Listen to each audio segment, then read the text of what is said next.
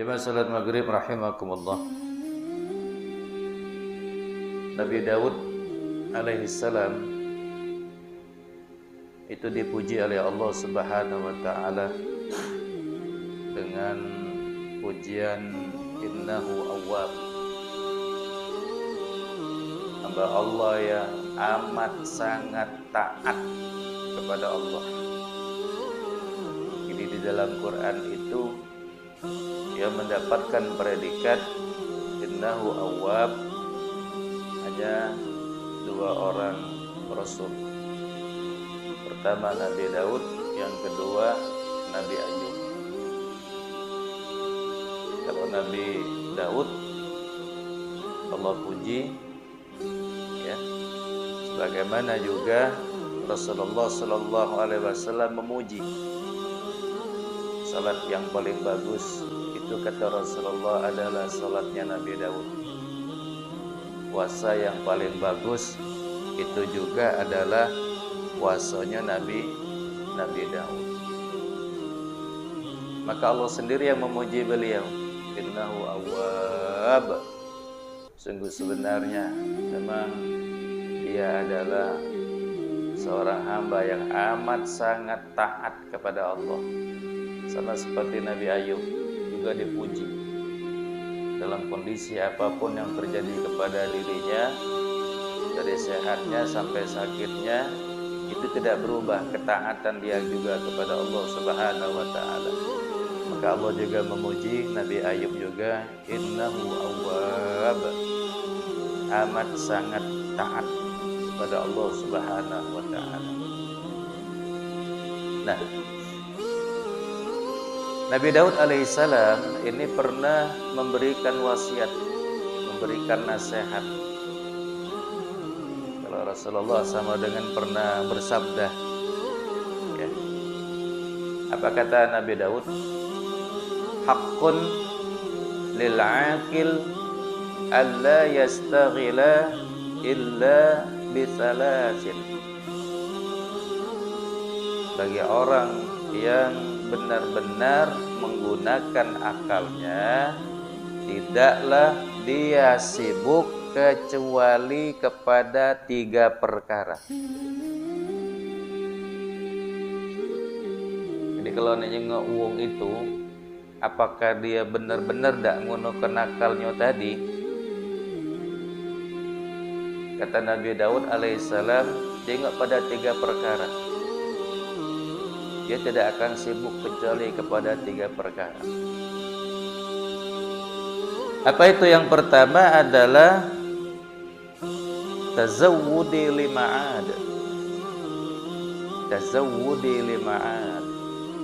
Orang yang benar-benar menggunakan akalnya dalam hidup ini, yang pertama adalah dia selalu mencari bekal untuk balik. Bekal untuk balik. Apa masalahnya? Karena dengan akal saja kita dapat banyak nyingok ini hari.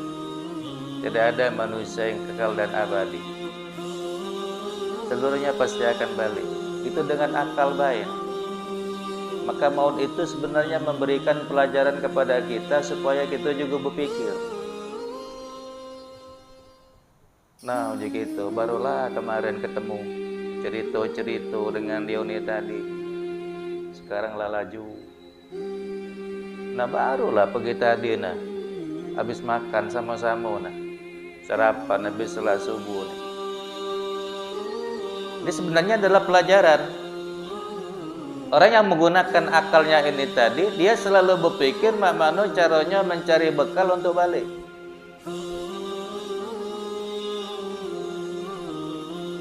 Karena memang ya di dalam hidup dunia ini tadi, dunia yang fana, tidak akan kekal. Dunia yang kita tunggu ini pun satu ketika nantinya dia pun akan hancur, akan binasa, akan terjadi daripada hari kiamat. Dan pada saat itu, ya, kalau kita tidak membawa bekal menghadap kepada Allah Subhanahu wa taala, selamat bakal akan sengsara. Siapa yang memang ingin berjumpa kepada Allah, hendaklah dia mengerjakan amal-amal yang soleh. Kalau kita nak berjumpa kepada Allah, resepnya pertama, falyamal amalan solehah. Kerjakanlah amal-amal yang soleh. Wala yusyrik bi'ibadati rabbih ahada. Yang kedua, jangan mensekutukannya. Kita bekal untuk balik kepada Allah itu tadi, dalam ayat ini tadi cuma dua. Amal yang soleh, tidak berbuat syirik.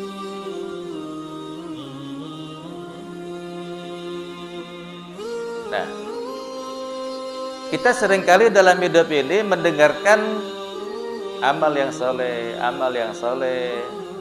bekerja, ya, berbuat dengan amal yang bagus. Jadi amal yang soleh itu, kata Imam At-Tustari, ya, beliau berkata, amal soleh itu amalan yang lepas, khalian minar riya, jauh daripada riya, muqayyidan lis sunnah, ya, dan dia selalu mengikuti sunnah. Itu ciri amal yang soleh, ya. Jadi amal yang soleh ini tadi adalah amal yang tidak ada riya di dalamnya dan dia selalu dengan tuntunan sunnah, bukan dibuat dewek-dewek. Kalau kita beramal tidak sesuai dengan tuntunan Rasulullah, bukan amal yang soleh, amal yang toleh, macam-macam. Ya, yang bagus itu tidak usah macam-macam.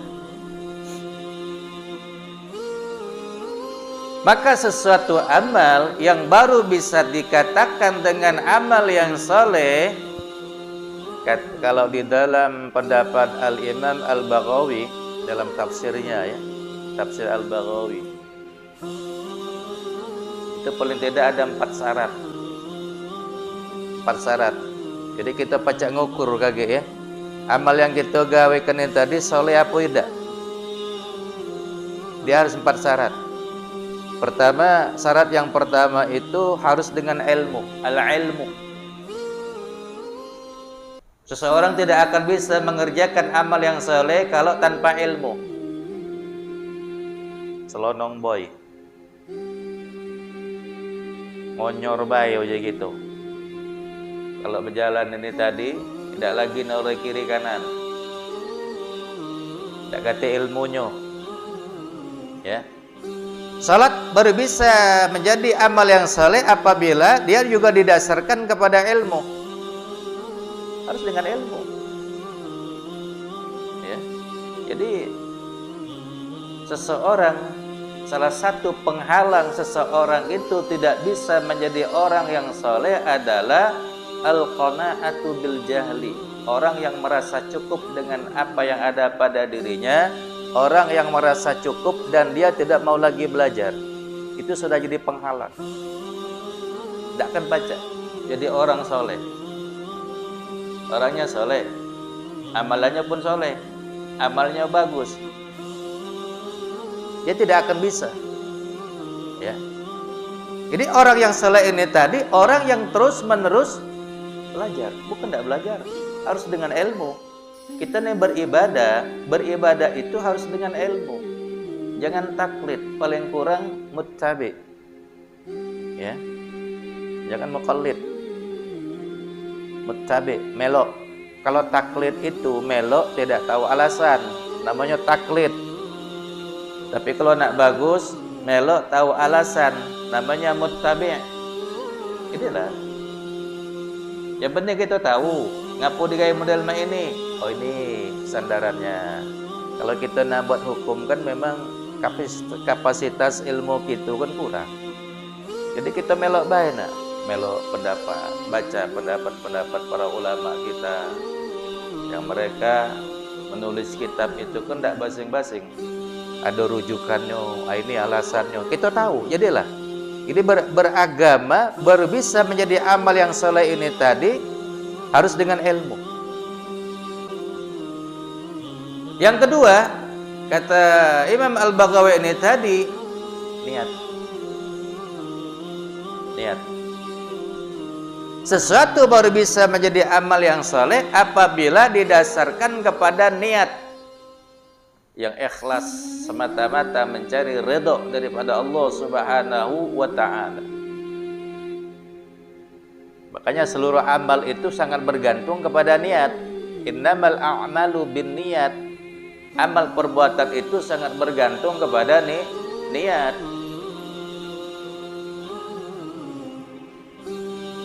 Abu Ubadah bin Samit pernah ditanya, seseorang pernah datang kepada dirinya, "Wahai Abu Ubadah, aku nak bertanya, tolong kau jawab. Ya, ada seseorang yang dia melaksanakan sholat, ya, mengharapkan ridho daripada Allah, pahalanya daripada Allah, tapi dia juga minta dijenguk oleh orang lain." Ada orang yang berpuasa, dengan puasanya ini tadi dia mengharapkan ganjaran pahala daripada Allah Subhanahu wa taala, tapi di samping itu juga dia minta dipuji oleh orang lain. Ada orang yang mengeluarkan zakat fitrah, ya, zakat infak dan sedekah ini tadi. Satu sisi dia mengharapkan ganjaran pahala daripada Allah, tapi pada sisi yang lain dia juga minta dipuji oleh orang lain. Bahkan dia melaksanakan rukun Islam yang kelima, niatnya memang mencari pahala, tapi dia juga minta dipuji. Jadi bercampur. Satu sisi dia beribadah, ingin mencari ganjaran daripada Allah Subhanahu wa taala, tapi niat yang kedua tadi minta dipuji. Ada riaknya ini tadi. Jadi kira-kira mana lah kalau amalan gua model mak ini tadi.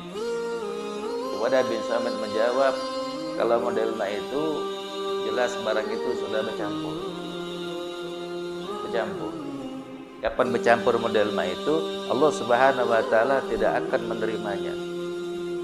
Yang diterima oleh Allah ini tadi niatnya semata-mata karenanya, bukan karena ada yang lain. Karena Allah tak galak disekutukan walaupun di dalam amal. Maka ini merupakan penjelasan daripada ayat Al-Quran, ya, ayat Quran yang sudah kita bacakan tadi. Falyamal amalan salihah, kerjakanlah amal yang saleh. Kalau memang kita ingin kembali kepada Allah Subhanahu wa taala, berharap berjumpa kepada Allah, baru bisa berjumpa kepada Allah ini tadi dengan apa? Amal yang saleh.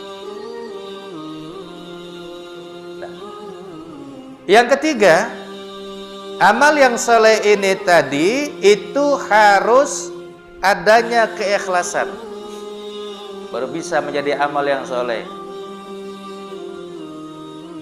Selagi kita melaksanakannya tidak ada keikhlasan dan ingin mencari ridho daripada Allah Subhanahu wa taala, amal yang dilakukan ini tadi dia belum masuk dalam persyaratan menjadi amal yang soleh.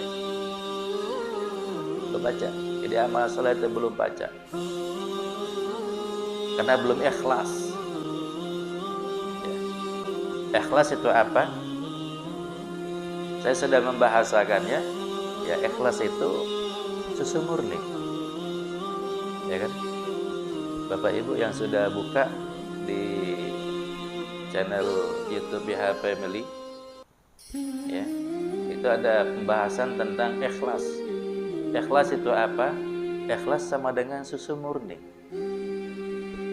Susu murni itu mimbaini parsin wadamin, susu yang keluar dari perut hewan antara kotorannya, lubang kotorannya dengan lubang darahnya, itu susu. Jadi walaupun dia keluar dari perut hewan, antara lubang kotorannya dengan darahnya ini tadi, susu itu tidak bercampur dengan darah, susu itu pun tidak bercampur dengan kotoran, keluarlah, sehingga yang diminum menjadi segar. Katik kan banyu susu bercampur banyu kencing kada katik. Aku belum ketemu, kecuali kalau dicampur. Ya, tapi kan banyak untungnya. Banyu susu bercampur dengan kotoran juga, kada katik. Kapan memang keluar daripada perut hewan ini tadi, itulah disebutkan dengan labanan khalisah. Apa? Itulah ikhlas. Amalan yang dilaksanakan ikhlas karena Allah Subhanahu wa taala, amal itu baru akan bisa menjadi amal yang soleh. Nah, amal yang seperti inilah yang hendak kita bawa menghadap kepada Allah Subhanahu wa taala. Tazawwudi lima'ad, kata Nabi Daud alaihissalam, bekal untuk balik. Bekal untuk balik. Karena kita nak balik harus bawa bekal. Bekal yang dibawa itu bekal yang bagus, ya. Jangan bekal yang mengisarakan. Kalau kita berjalan diunjuk bekal yang bagus, ngelemak ke kita. Tapi kalau kita berjalan dikirim kawan dengan bekal yang tidak bagus, nyaru ke. Aku titip ya, tolong bawa ini tadi. Apa dia? Adalah kita jenguk lagi, ya kan? Rupanya kita sudah sengaja dijebak kawan. Nah, kita tadi ada nyengok, pas diperiksa polisi, rupanya, ya, sabu-sabu setengah kilo, banyak ini, ya, dijebak namanya ini tadi. Itu bekal yang nyaro ke. Jadi di dunia ubaya membawa bekal yang model itu sudah saro gitu. Apalagi kalau gitu ke akhirat bawa bekal yang tidak bagus. Nah, yang keempat syaratnya ini apa kata Imam Al-Baghawi ini tadi? Syarat baru bisa menjadi amal yang saleh ini tadi adalah as-sabru, sabar. Nah, beramal saleh itu tidak paca gitu, nak gancang, nak cepat-cepat tu tidak paca, nak sabar. Ya. Salat nak sabar, maghrib 3 rakaat, isya 4 rakaat, subuh 2 rakaat, zuhur asar 4. Kecuali kalau kita musafir, lain cerita 4 pacak jadi 2, dikosor namanya. Atau bisa kita jamak kosor, digabungkan, ya, maghrib dengan isya, ngawenya maghrib jamak takdim, maghrib dengan isya, ngawenya isya jamak takhir, zuhur dengan asar, gawe zuhur jamak takdim, boleh. Atau digawekan pada waktu asar jamak takhir, tapi ada sebab.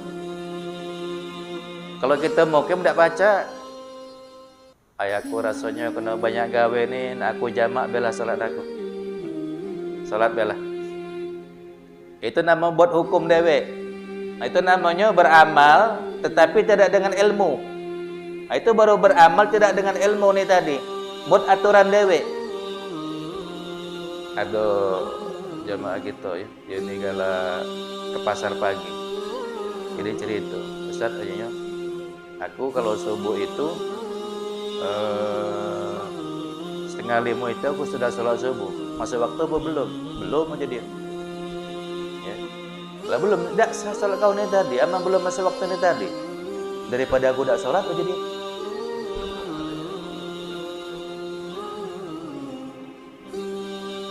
Nah, ojiku, aku tidak melok-melok yang siku ini. Ya. Kau buatlah aturan dewek, pakailah dewek aja, tidak usah ngajak wong aja ku. Ya. Dibantahnya puluh, daripada aku tidak sholat aja dia. Lemak aku sholat dulu. Sebab maman aku perginya habis subuh, kaget sana aku tidak kebagian lagi aja dia. Jadi kalau berapa lama? Lah lama aja dia. Pokoknya sebelum azan aku sholat duluan aja dia. Nah, ojiku. Itu nak beramal, salat subuhnya lah sudah benar ya. Salat subuhnya lah sudah benar. Tapi aturannya ini tadi manual, aturan. Namun tidak belajar ilmu fikih.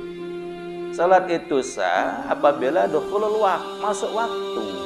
Kita sekarang nak salat isya, belum baca, baru jam 7:05, belum masuk waktunya. Ya.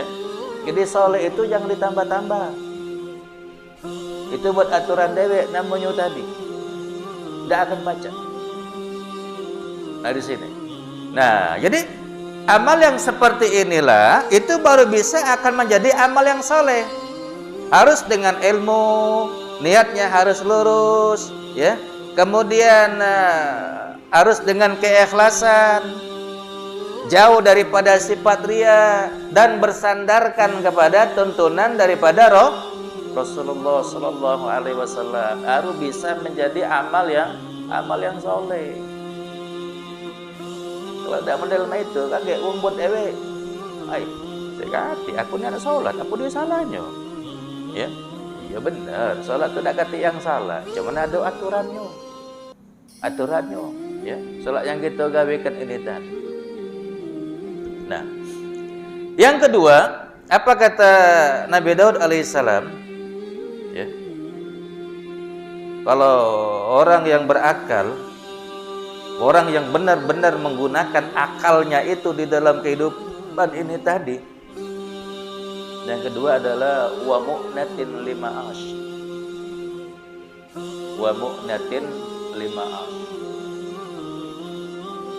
Dia mencari persiapan untuk kehidupannya.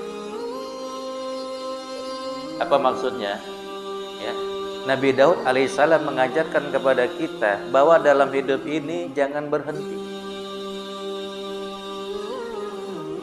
Kalau sunnahnya, ya, bagian rukun daripada haji ini tadi orang melaksanakan sa'i, Safa Marwah, Marwah Safa, sa'i.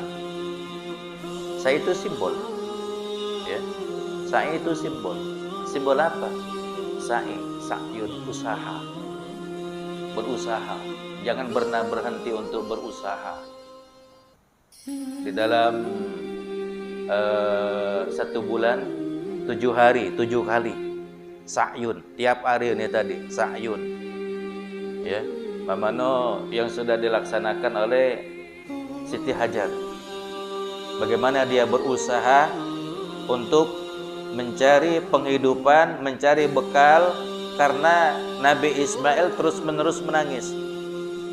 Ketik banyu, nak nyusu kena anaknya, banyu susu lah sudah kering, ini makan tak ganti.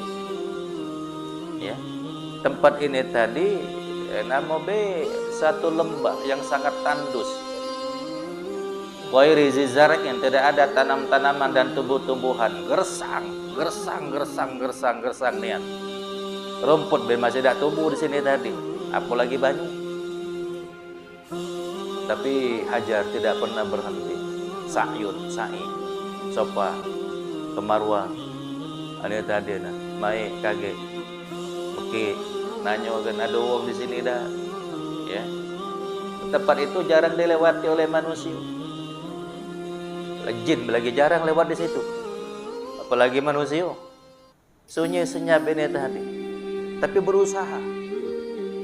Nah, kita di dalam kehidupan ini tadi jangan pernah berhenti untuk mencari apa aja kita tadi, ya, bekal di dalam kehidupan ini tadi. Maka Rasulullah Sallallahu Alaihi Wasallam menggambarkan, ya, dalam salah satu hadisnya waktu beliau memberikan nasihat kepada Abdullah bin Umar. Ya Abdullah, kun fid dunya ka'annaka gharibun aw 'abiru sabilin wa'udda nafsaka min ahlil kubur. Dalam hadis riwayat daripada Ibnu Majah. Wahai Abdullah, jadilah engkau di dalam hidup ini sama seperti orang asing. Ya. Kun fid dunya ka'annaka gharibun. Jadilah engkau di dalam kehidupan dunia ini sama seperti seorang asing, au abiru sabilin, atau sama seperti seorang pengembala. Berjalan. Pengembara itu kan tidak pernah menetap. Namanya pengembara. Orang asing itu pun tidak pernah menetap. Ya. Umpama kita masuk 2 ulu ini tadi, kita sebagai orang asing, paling-paling kan kita lewat baik. Asing bagi kita tempatnya tadi. Paling-paling aman perut kita lapar, kita membeli makanan yang dijual penduduk di sini tadi. Ya. Sudah tuh kita mencari bekal untuk kehidupan kita ini tadi, mencari bekal untuk melanjutkan perjalanan ini tadi. Tetapi bukan hanya dia tidak akan tenggelam pada kehidupan dunia ini tadi, ya.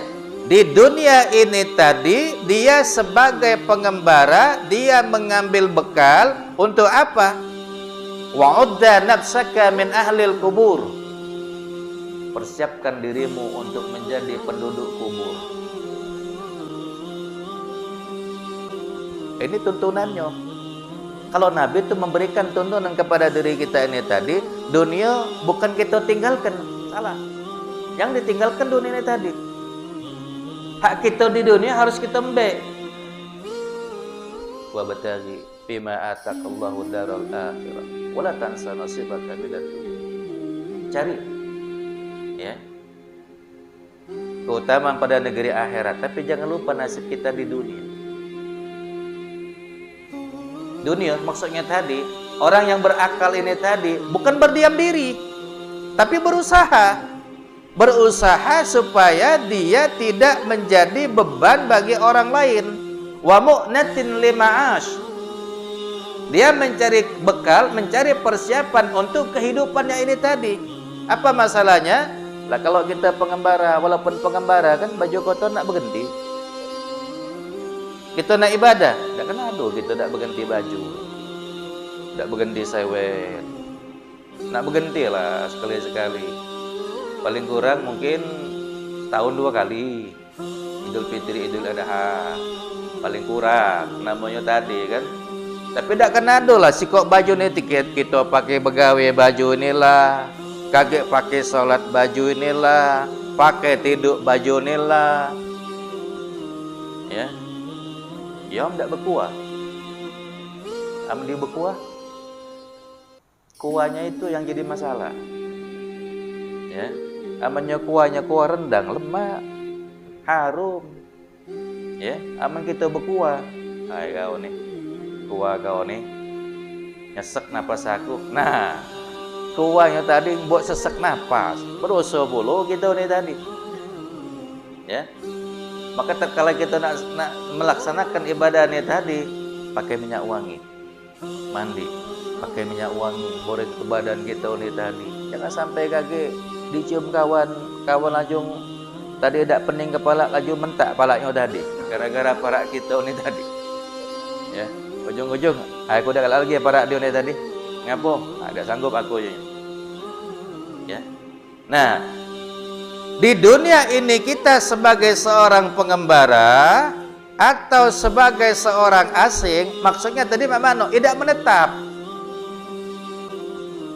Kan kita bukan penduduk tetap di muka bumi ini tadi. Ini cuma singgah denget. Sehingga habis singgah ini tadi kaget kita nak melanjutkan perjalanan. Sudah dunia, masa kita habis di dunia, kaget kita bukan lagi menjadi penduduk dunia. Tapi kata Rasulullah, wa'udda nafsaka min ahlil kubur. Sudah penduduk dunia menjadi penduduk kubur. Tak hati yang tak menjadi penduduk kubur. Berduit lah dia, melawan lah dia, berpangkat tinggi lah dia. Ya, berkubur galau. Ya, kecuali Firaun yang tak pacak dikubur ke. Bumi tak galak nerima orang ini tadi. Ya, kemudian Mustafa Kamal Atatürk, ya, yang tidak diterima oleh bumi, jasad yang tidak diterima oleh bumi. Itulah cerita. Ya.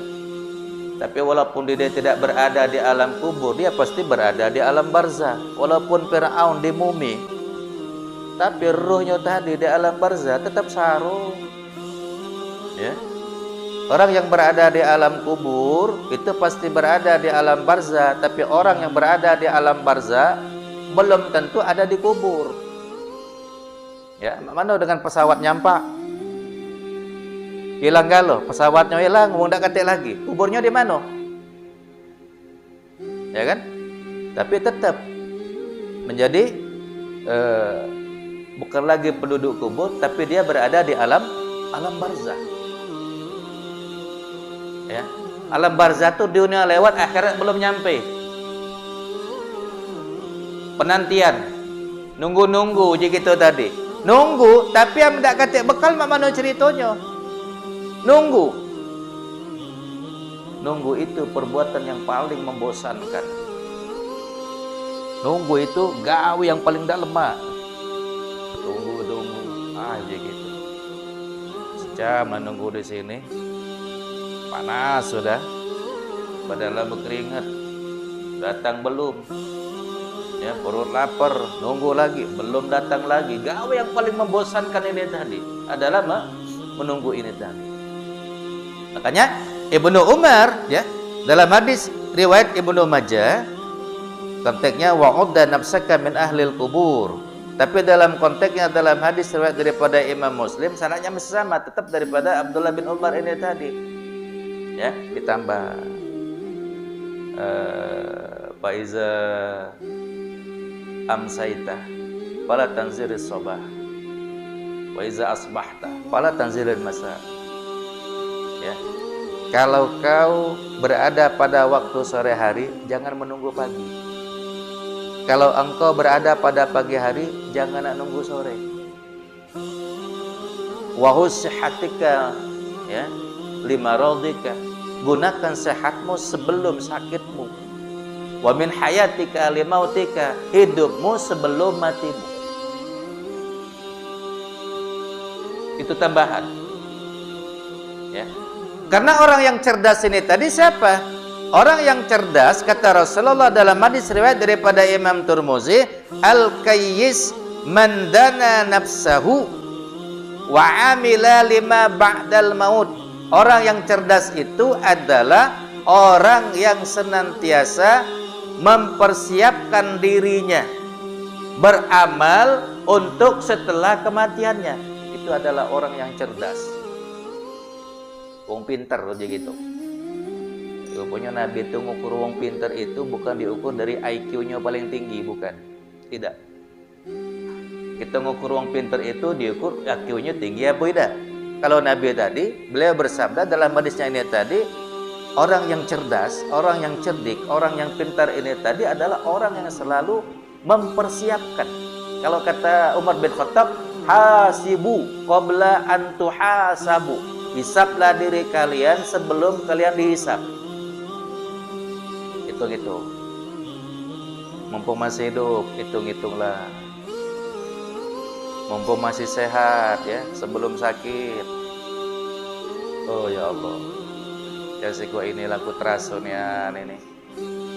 Ya, gunakan sehatmu sebelum sakitmu. Nikmat sehat baru bisa dirasakan oleh orang yang sudah sakit. Traso, ya. Aku sudah mengalaminya yang model mah itu. Alangkah nikmatnya nyengok wong pacak besi lo model mah ini. Duduk tahiyat awal, duduk tahiyat akhir. Aku dulu tak pernah terpikir baca duduk besi lo model mah ini. Tak pernah terpikir juga bakal duduk tahiyat awal, tahiyat akhir. Cuman aku selalu berdoa, ya Allah, aku rindu, ya, aku demen duduknya tahiyat awal tu, nikmat duduk tahiyat awal tu mak mano. Berikan ya Allah, balikan nikmat ini tadi ya Allah, duduk tahiyat akhir, baca besilo ni tadi. Luar biasa itu nikmatnya itu tadi. Amba nyengok wong duduk besilo tahiyat awal tahiyat akhir tadi. Yang kita lagi sakit itu tak baca ngapo-ngapo, duduk di kursi kan, salat di kursi, tak baca sempurna, paling-paling manggut-manggut baik, ya. Tapi untung karena hadis Rasulullah SAW tadi kan, biarlah orang yang sakit pun pahalanya disamakan seperti orang yang sehat, tidak dikurangi sedikit pun. Nah baru terhibur aku waktu baca hadis ini tadi. Dululah kecil hati, ya. Sama dengan ada seorang jamaah gitu, bininya datang ke rumah nangis-nangis juga. Ustaz, pokoknya diminta tanya ke dengan Ustaz kan belum puasa. Sapi tidaklah salat aku ni wajib dia. Ya. Kamu berimam puluh dengan aku jadi imam, duduk di kursi, kamu sempurna rukuk sujud duduknya ni tadi. Ya Allah, terima apa tidak lah salat aku nih tadi. Nangis nih kan, terseduh-seduh nih tadi. Tolong tanya ke. Mak mana ibadah aku nih, terima nih apa tidak? Ya. Itulah pengalaman aku dulu ujiku, Buma itulah. Tapi terkala saya terbaca dengan hadis Rasulullah Sallallahu Alaihi Wasallam, ya, salatnya, ibadahnya orang yang sakit itu dihitung sama seperti pahalanya orang yang sehat. Waktu dia sehat. Jadi waktu kita sehat, salat kita bisa sempurna. Kaget waktu kita sakit, pahalanya itu disamakan seperti waktu kita sehat. Nah, baru senang hati dia tadi. Ya Allah, alhamdulillah. Berarti diterima namanya model main ini. Taunya tidak diterima.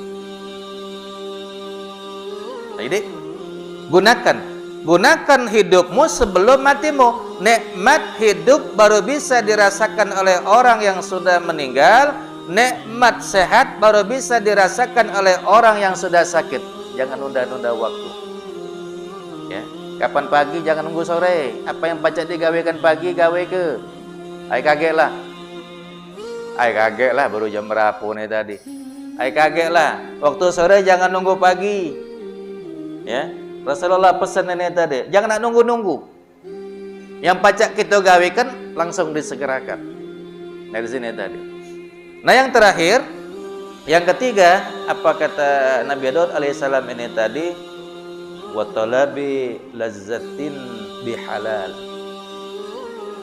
Mencari kelezatan dalam hal yang dihalalkan oleh Allah Subhanahu wa taala.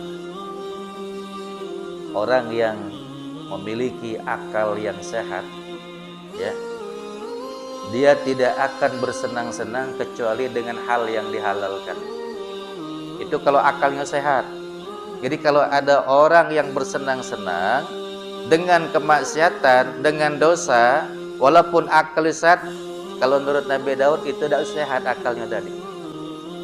Tidak sehat tidak. Ya. Kenapa dia berbuat durhaka kepada Allah Subhanahu wa taala? Kenapa dia berbuat maksiat kepada Allah Subhanahu wa taala sementara Allah menyehatkan tubuhnya ini tadi? Wih, akal ini luar biasa, ya. Ada seorang mahasiswa di Iran itu. Wah, jenius. Budak ini paling jenius. Persoalannya cuma sedikit bekonsel ini tadi. Sarafnya tadi rusak seujung jarum. Cuma seujung jarum rasa apa sarafnya tadi rusak. Jadi lolo budak ini tadi. Tak pacak ngapo-ngapo lagi.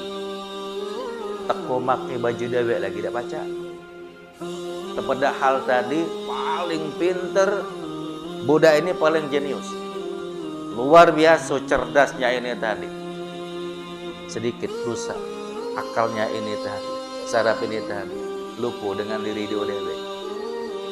Ya, tak tahu lagi dengan dirinya. Ya, berbaju tidak dibaju, tidak baju, makan tidak disuap, tidak makan. Ngapa? Cuma seujung jarum rusak sarafnya ini tadi. Makanya agama itu dengan apa? Ad-dinu huwal aqlu. La dina liman la aqla lahu. Ya, agama itu harus berdasarkan akal. Tidak beragama bagi orang yang tidak berakal. Jadi kita beragama ini tadi, akal ini tadi nak kita pakai. Jangan kaget ke barat aja wong, ke barat aja gitu. Ke timur aja wong, ke timur aja gitu ini tadi. Jadi boleh kita bersenang-senang, cuman dalam hal apa? Dalam hal yang dihalalkan oleh Allah Subhanahu wa taala. Kata masalah. Kita bersenang-senang dengan uang rumah gitu, halal, tidak ada masalah. Ya ayyuhan nas, kulu mimma fil ardi halalan thayyiba. Wahai manusia, makanlah dari apa-apa yang ada di muka bumi ini tadi, yang halal lagi bergizi. Halal lagi bergizi. Itulah konsep Quran. Halal boleh kita nikmati, barang itu halal.